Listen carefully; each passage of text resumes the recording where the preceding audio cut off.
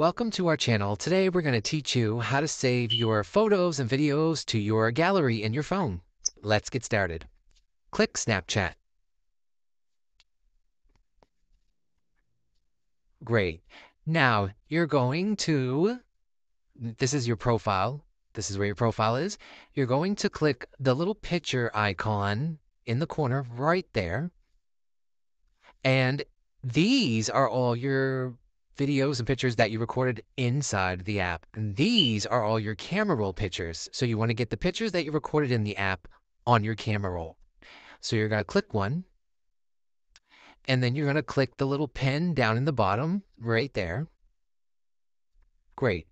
And now you're going to click that one, and then slide over and click the download button again. And now it's saved to your gallery. And now we're going to go to our gallery and open it up. Oh, look, there's even a Snapchat folder, and now it's in your gallery.